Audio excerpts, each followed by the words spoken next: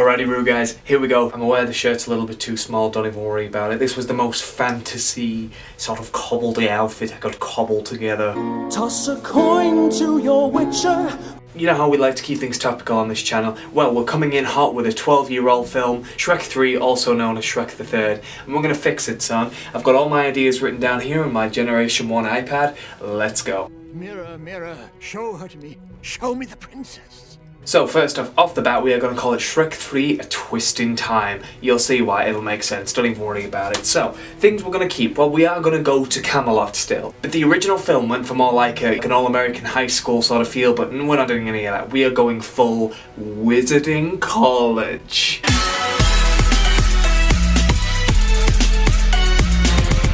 Hogwarts, do you get it yet? You know, because the first two films did an amazing job of parodying Disney and LA culture and all that sort of celebrity culture and stuff, so we are going full on little British school in the Highlands. You're gonna love it.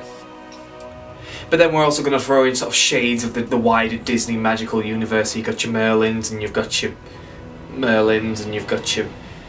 and your Elsa, who's got ice powers, but apparently maybe she's got all the powers because it's all elemental. Don't even worry about it. So we open as is. We all bloody love a bit of John Cleese, don't we? I'm gonna pop some tags. Only got $20 in my pocket.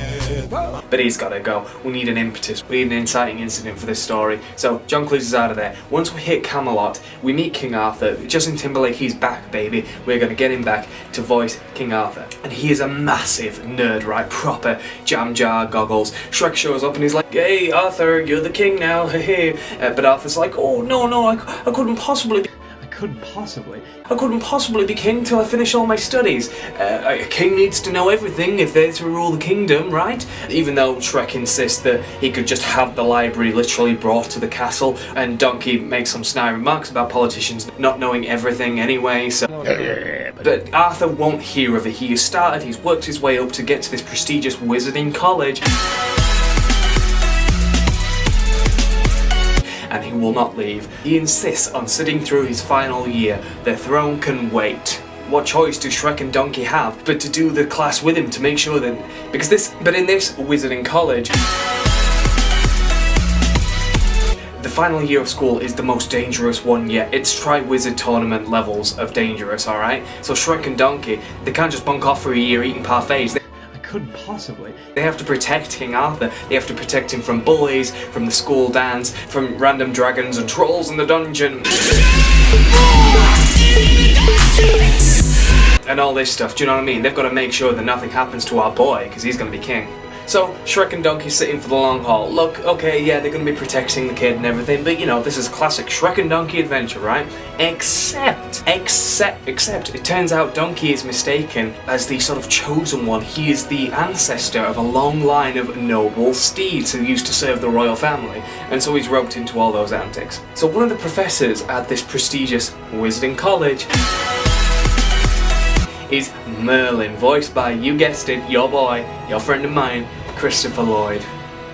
Christopher Lloyd. I'm gonna pop some tags. Only got $20 in my pocket. And of course, all the other kids think he's kooky, they make fun of him, but your boy Arthur, he's a fan of him. You know, they've got that relationship going on. So, Merlin's mainly a fun side character. We're going to use him for the exploits. He's head of magic. I know I just said, like, maybe he's a bit of a loser and stuff, but he's not a loser. In fact, yeah, he's kooky and he's completely bonkers, but everybody loves him. He's like Dumbledore, Doc Brown, Santa Claus all rolled into one. And see, the actual final exam of the final year at this wizarding college, it involves a daring broomstick chase through these chasms, and Merlin is the only wizard in the history of the school to ever get full marks. He graduated class of 1450. Remember that? 1450. This is plastered everywhere, and Arthur's a bit intimidated by his mentor successes, though Merlin claims, "Oh, it's nothing really. After all, that was 100 years ago. Who even remembers that?" And of course, you know, everyone remembers it because it's plastered everywhere. So, Shrek's kind of in the middle here. Arthur's running off with Merlin, Donkey's running off with his noble steeds. What's an ogre to do? So he takes to the library, decides to do a bit of light reading, you know, just in case he needs to give some royal counsel and stuff. And who is the librarian? Rumpelstiltskin. It is I, Rumpelstiltskin. shepherd of your dream. We are bringing them in from the fourth movie, a film early, it'll make sense. He's your boy, he's ratty and bitter as a real Tyrion Lannister type, and he believes that he should be king. He's a man of the people, he's earned his way to the position. He's inherited nothing, never mind just being given the throne like this kid Arthur. Him and Shrek sort of vent off and they share in each other's frustrations of just watching greatness pass them by, and the fact that they cannot have an active part in it, one because he's an ogre and the other one because he's literally Rumpelstiltskin. And Shrek really likes this guy, and he says to him, "Hey, well, Rumpy, why did you..." He calls him Rumpy. "Rumpy, why did you never study at the college?" And Rumpelstiltskin explains his tragic backstory. He's ugly, he's a bit disfigured, and he was cast aside. And while Shrek knows all about that, boy howdy does he know about that. Can I get a daddy issues? I said, the Rumpy has a great mind. And he's been working on an experiment that involved bending the tapestry of time, allowing one to travel through it in any direction, forward or back. And this will be a fun animated segment where we apply like sci-fi time travel logic to a fantasy setting. Very Deathly Hallows 3 Brothers animation, you know the rest. You see, Rumpy wants to go back and make sure it's him that wins the grand trophy and gets made head of magic. So why did he not? How come he never came to the college? And Shrek wants to go back and stop Harold from dying in the first place. Old age is inevitable. If he could go back and stop that one blast of magic from the fairy godmother, but then Rumpelstiltskin points out, well, you're already there, and you can't go back on your own timeline, it can cause a major paradox if you see yourself coming from the future. Shrek agrees. And then he thinks, well, what if he went back further to when Harold first met the fairy godmother?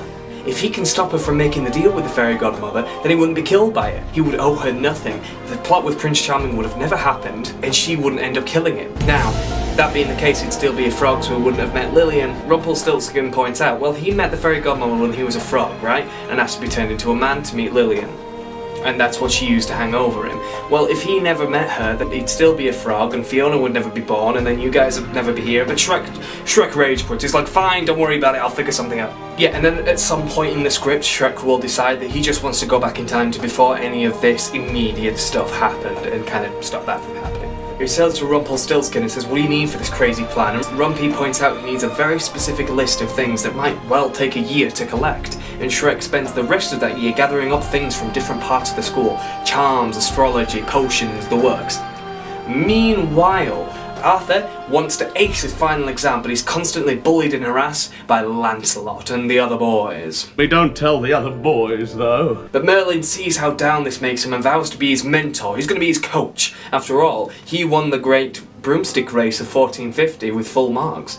He says, we're going to win you that test. He doesn't think it's possible, but Merlin says that he can modify his broom with modern science. He says, no. Couldn't possibly. That's against the rules. And Merlin agrees, true, but you know what isn't against the rules? Modifying the track. Arthur says, no, I'm pretty sure that's illegal too, but Merlin just shushes him. And then time passes. So the year also involves like a Christmas field trip, but instead of Hogwarts students going to Hogsmeade, instead of Wizarding College students going to a wizarding village, they go to Victorian London, and this is where we're really going to play up. You know all the Disney archetypes and the Hollywood archetypes they played up in the first two films? Well, now we're going to see British novel parody. We're going to see Sherlock Holmes, Ebenezer Scrooge, the Queen, the real one, the fact that there's an existing royal family when Fiona's part of the royal family. Don't worry about it too much. And then during all this, there is a wiggle room for a Fiona Puss in Boots plotline. They can stay at home in Far Far Away, to be honest, but beyond the second film, I feel like Far Far Away was a really wasted sort of opportunity. So I think it'd be funny if they came to England to surprise Shrek and Donkey, but they had to get caught up in this whole plot to find like the Holy Grail or the Sword in the Stone or something, you know, and sort of get caught up in their own fantasy plot. That'd be quite fun, wouldn't it, kids? Anyway, so it's the end of term and the school gathers to witness the trials, which involves this grand obstacle course with brooms. Of course, Lancelot and the boys... Hey, boys. try to sabotage Arthur's attempts, but he readies himself on his broom in place of a DeLorean. For the purposes of this next sequence, just pretend that the broom is a DeLorean time machine. You'll see where I'm going with it. And yes, of course, something goes wrong. So Merlin has to face his fear of heights and climb the astronomy tower to connect the cable, allowing Arthur's mechanized broom to fly the fastest along the course. Meanwhile, the exact constellation, or it can be an eclipse, it doesn't really matter, of this evening allows Rumpelstiltskin to perform his time travel tapestry experiment. Time travel tapestry. Oh, Rona. See, the lunar energy blasts down and it fills up these energy canisters, you know, like from Monsters Inc., it fills them up tenfold. And he demonstrates the effects on this, like, rotting apple car, you know, just like in Doctor Strange. Shrek asks him, wow, we've got a lot of energy here, do you think it's enough for one trip? And Rumpelstiltskin laughs him off, it's enough for 10 trips. Or 2, at least. Rumpelstiltskin says he's going to go back first, going to be the first volunteer in this experiment, and just in case it doesn't work, and if it does, he'll come back and grab Shrek. There'll be enough gas in the tank for his return trip, you see.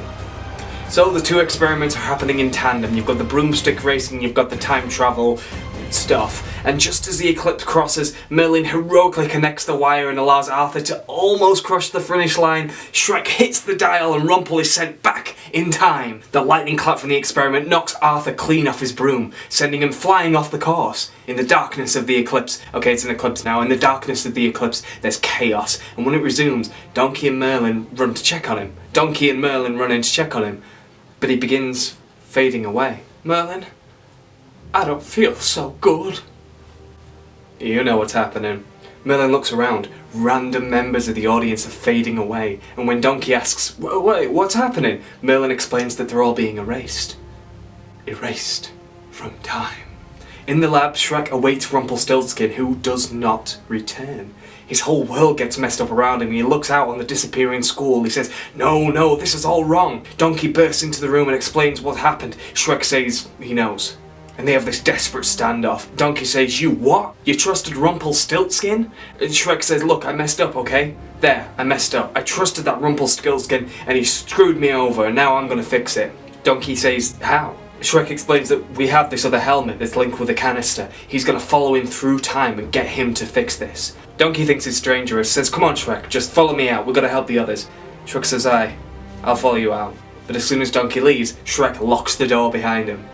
He levers the canister, which still has some energy inside, enough for 2 trips. He says, well, if you're not gonna use the spare, Rumpel, I guess I am. He puts on the helmet, hits the dial, and Shrek is transported back in time. He wakes up in the Camelot courtyard 100 years before. He pulls on a random student, says, my boy, what day is this? The kid replies, well, it's 1450, sir. Shrek says, 1450? Ha! Merlin! Graduate class of 1450! It's posted everywhere! And the kid asks, sir, are you alright? Do you need any help? And Shrek says, oh, there's only one person who can help me now. So he runs and finds the young Merlin suiting up to do his final exam, and Shrek barges in and says, Merlin, it's me, Shrek, I'm from the future. And Merlin's obviously like flabbergasted. He's like, whoa, what the hell, you're an ogre, what are you doing in the changing room? He says, yes, true, I am an ogre. I'm an ogre from the future, and I need your help. Merlin looks out and says, the future? Great Scott! And he collapses. Shrek hears the crowd chanting for his name and begs him, oh come on Merlin, oh come on Merlin, oh man, come on Merlin, wake up. And we're doing the ending from Back to the Future Part 2. We're gonna flash up to be continued, but it'll be in the Shrek font, and if Joe's really clever, he can edit that in. Which now sets us up to Shrek Goes Forth. What is going to happen? I don't know. It's going to be crazy, sort of crossing the time stream stuff. I think it'd be fun if like Shrek acknowledges his meme reality. Shrek comes to the real world. Shrek in 3D. Shrek stumbles upon a community that are essentially doing like Shrek memes. You know what I mean? But instead of sending pictures as memes to each other over their phones, they're literally drawing out the memes and passing it to each other. It's like, oh, Shrek comes through the window, ha ha ha. And then what would be really fun is if Shrek actually tears, and this opens up the opportunity to the multiverse, the whole pantheon of DreamWorks animation. Shrek and Kung Fu Panda, Shrek and Despicable Me, that's Illumination, but don't even worry about it. Shrek and Sing, Shrek gets roped into the singing competition and has to sing his heart out to win his freedom. I'm gonna take things down a little bit with one of my personal favorites. It's just a bit of a laugh really, don't even worry about it. And just remember kids, Shrek is love. Shrek is live. I was only 9 years old